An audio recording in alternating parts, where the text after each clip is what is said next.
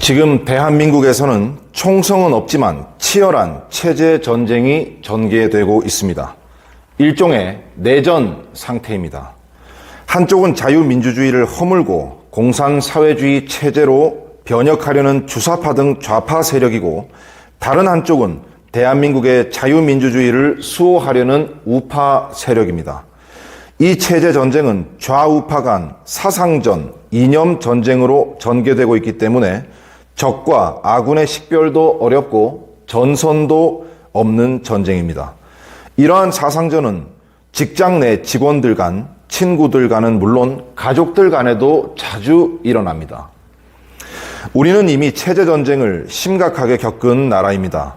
해방 이후 어떤 체제의 나라를 만드느냐를 두고 좌우익 세력 간 치열한 사상전, 체제 전쟁을 겪은 바 있습니다. 해방 직후 일어났던 대구 폭동, 제주 4.3 사건, 대한민국 건국 직후 일어났던 여순 반란 사건 등이 그것입니다. 북한의 남침으로 시작된 6.25 전쟁은 세계 전쟁사에서도 가장 참혹한 전쟁이라고 평가될 만큼 민간인 피해가 컸던 전쟁입니다. 군인들만 싸운 게 아니고 마을에서 좌우 주민들끼리 죽이고 죽는 처절한 일이 일어난 사상전 체제 전쟁이었습니다. 북한군이 마을에 나타나자 좌파 주민들이 환영 대회를 하고 붉은 완장을 차고 앞잡이 노릇을 했습니다. 이들은 지주, 자본가, 경찰 가족, 군인 가족 등 우파 주민들을 반동분자로 지목하며 집집마다 샅샅이 뒤져 찾아내 처형하는 데 주도적 역할을 했습니다. 6.25 전쟁을 겪은 노인들은 한결같이 그때가 되니 이웃이 더 무섭더라라고 고백하는 것입니다. 그만큼 지역 주민들 간 사상전, 체제 전쟁이 무섭다는 것입니다. 그런데 6.25 전쟁이 70여 년이 지난 대한민국이 다시 공산화의 길로 줄다름질 치고 있습니다. 전쟁을 겪어 반공의식을 무장했던 세대는 서서히 가고 1980년대 대학가에서 폭발적으로 성장했던 주사파들이 30여 년이 지난 뒤 정치권은 물론 대한민국 전반을 장악하고 있기 때문입니다. 문재인 정권은 어떤 정권입니까? 고영주 변호사는 일찍이 2013년 문재인은 공산주의자다. 그가 대통령이 되면 대한민국이 적화되는 것은 시간 문제다라고 말했다가 기소당하는 등 고통을 당했는데 최근 대법원으로부터 무죄 선고를 받았습니다. 이렇듯 문재인 대통령은 2010년에 쓴 자서전 운명에서도 자신의 사상관을 드러냈는데 남베트남이 공산화될 때 희열을 느꼈다거나 노무현 정부 때 간첩을 잡는 국가보안법을 없애지 못한 것이 가장 뼈아팠다라고 하는 대목이 있습니다. 그가 대통령이 된 후 우파 세력을 적폐청산이라며 숙청한 후 자신감을 가진 듯 평창 동계올림픽 개막식 연설에서 김일성이 가장 심혈을 기울였던 지하 간첩 조직인 통일혁명당의 주모자 신영복에 대해 존경하는 한국의 사상가 신영복이라고 세계 만방에 공개했습니다. 바로 그때 더불어민주당에서는 헌법 개정안을 발의했는데 자유민주주의 헌법을 인민민주주의 헌법으로 고치려 했습니다. 자유민주적 기본 질서라는 용어에서 자유라는 글자를 삭제한 바 있고 양심의 자유를 사상의 자유로 교체를 했습니다. 사상의 자유를 헌법에 명시하는 순간 국가보안법은 사라지고 공산주의, 사회주의, 주체사상 등 북한의 사상이 아무 조건 없이 교육, 선전, 조직하는 자유가 보장되는 것입니다. 문재인 정권은 헌법 개정이 무산되자 법률, 명령, 조례 등 다양한 우회적 방법으로 체제 교체 작업에 돌입했고 문재인 정권기 내내 속도를 늦추지 않았습니다. 좌익 운동권 출신인 김문수 경사노위원장은 빨리 간파를 했습니다. 본인이 좌익 노동운동을 할 때 주사파를 많이 겪어봤기 때문입니다. 그는 2019년 7월 주사파가 집권한 대한민국이라는 페이스북 글에서 주사파들은 촛불혁명으로 자유대한민국을 거의 무너뜨렸고 세계 어떤 공산혁명 때보다 더 완벽하게 국가 권력을 장악했다고 주장했습니다. 대한민국은 자유민주주의 우파의 나라인데 어떤 이유로 주사파가 선거에서도 승리하고 모든 국가, 사회 권력을 장악할 수 있었겠습니까? 가장 큰 이유는 80여 년간 쉼없이 강력하게 추진해온 북한의 대남 공작 때문입니다. 북한의 대남 공작 전략을 수립했던 김국성 선생에 따르면 그간 북한의 직파 간첩 규모가 15만 명이라고 했고 그들에게 포섭된 간첩은 10배인 150만 명은 될 것이라고 추측했습니다. 직파 간첩과 포섭된 간첩에 의해 직간접적으로 영향을 받은 국민들의 수는 감히 상상하기 힘듭니다. 상당수 국민들이 알게 모르게 영향을 받고 있다고 보아야 할 것입니다.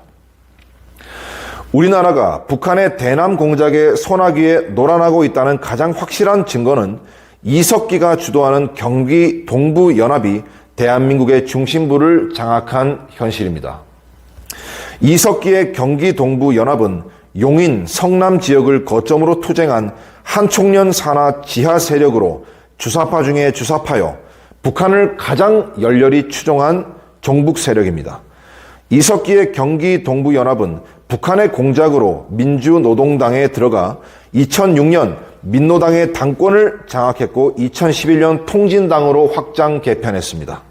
이석기의 통진당은 2012년 총선에서 민주당과 야권 연대를 통해 국회의원 13석을 차지했으며 이어 12월에 있는 대통령 선거에서 민주당 문재인과 공동정부를 구상하려다 통진당 내분 사태로 무산된 바 있습니다. 만약 2012년 5월 통진당 내분 사태만 일어나지 않았다면 이석기와 문재인의 공동정권을 출연해 볼 뻔했습니다. 이러한 2012년 총선 대선 전략이 북한의 지령이었다는 것은 2011년 8월 적발된 왕재산 사건에 이미 드러나 있습니다. 이석기가 2013년 8월 RO 사건으로 구속되었고 8년간 교도소에 갇혀 있었음에도 불구하고 이석기의 경기 동부연합은 점점 세력이 대한민국 전체로 확대된 상태입니다. 이석기의 경기 동부연합은 이재명과 함께 대한민국 제1정당인 더불어민주당을 장악했고 정부의 버금가는 민노총마저 장악했습니다. 2020년 12월 위원장 선거에서 경기 동부연합 소속인 양경수가 단독으로 민노총 위원장에 당선되었기 때문입니다. 민노총은 이미 노동단체가 아닙니다. 정치단체이자 체제를 변혁하겠다는 의도를 노골적으로 드러낸 바 있습니다. 사회 대전환, 주택의 50% 국유화, 주한미군 철수를 선포했고 윤석열 대통령을 끌어내리고 정부 전복을 노리고 있습니다. 이미 체제전쟁을 선포한 것입니다. 윤석열 정부도 민노총과의 싸움이 단순한 노동단체와의 대결이 아니라 반체제 세력과의 체제전쟁이라는 사실을 알아차리고 적극 대응하고 있는 것은 다행입니다. 그런데 우리 국민의 다수는 체제가 바뀌는 심각한 상황인 줄 모르고 아직도 여전히 자유민주주의 체제가 잘 유지되고 있는 줄 착각을 하고 있는 것입니다. 왜 그렇겠습니까? 문재인 정권이 국회나 지방의회를 통해 법률이나 조례라는 합법적인 방법으로 바꾸고 있기 때문입니다. 그러나 북한이 공산화를 할 때도 토지개혁령이나 중요산업 국유화령 등의 법령을 통해 합법적 형태를 취하며 공산화했던 것처럼 동유럽 국가들도 공산화 과정에서 정당, 선거, 의회, 의결을 통해 헌법과 법률을 합법적으로 바꾸며 공산화를 추진한 바 있습니다. 베네수엘라 차베스도 1998년 선거로 정권을 잡은 후 49개의 법률을 바꾸어 사회주의 체제로 변혁했습니다. 국회에서 만든 법률에 의해서도 얼마든지 체제 변혁을 할 수 있다는 점을 우리는 명심해야 할 것입니다. 문재인 정권은 지난 5년 동안 4,025건의 법률을 개정했고 제한된 법률안 수만 해도 2만 3천여 건이 넘고 8만 건 이상의 조례를 개정했습니다. 그 법률안 조례안 하나하나 안에 자유민주주의 체제를 허물고 인민민주주의, 프롤레타리아 좌파 독재 체제를 거쳐 공산사회주의 체제로 변혁하려는 무서운 독소 조항들이 수없이 스며들어 있습니다. 검수완박법, 국가정보원법, 경찰정법, 자치경찰제, 이런 문재인 정권의 개정한 법안 전체를 대상으로 샅샅이 분석해 그 독소 조항들을 완전히 제거해야 합니다. 조례도 마찬가지입니다. 현재 조례에 의해 시행되고 있는 주민자치회, 마을교육공동체, 마을경제공동체 등도 그 안에 좌파 마을 활동가들이 읍면동을 장악하도록 하는 장치들을 무수히 심어 두었습니다. 이같이 좌파 세력이 박아놓은 반대한민국적 족쇄들을 뽑지 않고서는 대한민국의 자유민주주의 체제는 오래 유지되기 힘들 것입니다.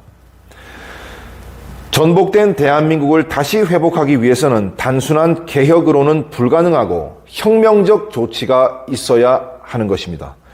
우선 대한민국에 박혀있는 법률, 조례 등 체제 변혁적 입법들을 제거하려면 우선 총선에서 우파 정당이 200석 가까운 의석을 차지한 후 입법 혁명을 강력히 추진해야 합니다.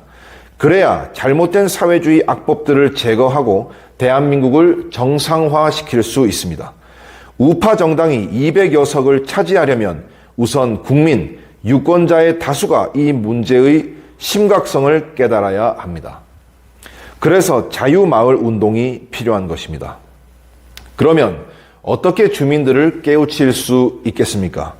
대한민국 3,506개 마을에서 좌파 세력의 실체를 꾸준히 알리는 주민 깨우기 운동이 가장 효과적입니다.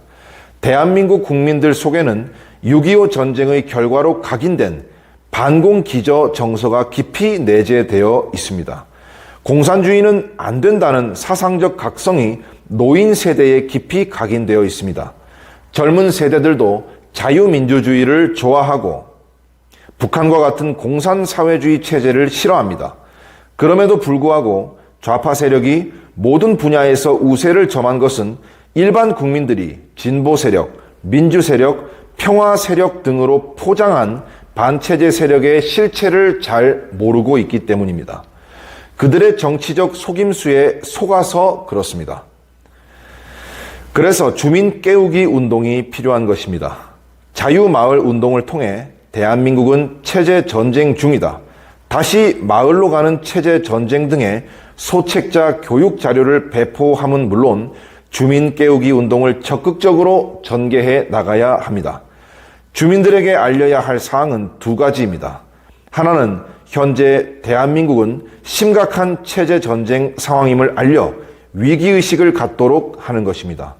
두 번째는 체제 위기를 가져오는 세력이 민주 세력, 진보 세력으로 거짓 포장하고 있는 주사파 등 반체제 세력이라는 사실을 국민들에게 일깨우는 것입니다.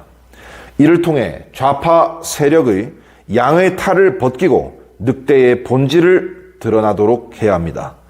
국민의 다수가 두 가지 사실을 알고 단호히 대응하는 날, 대한민국의 체제 전쟁은 사실상 승리로 막을 내릴 수 있을 것입니다.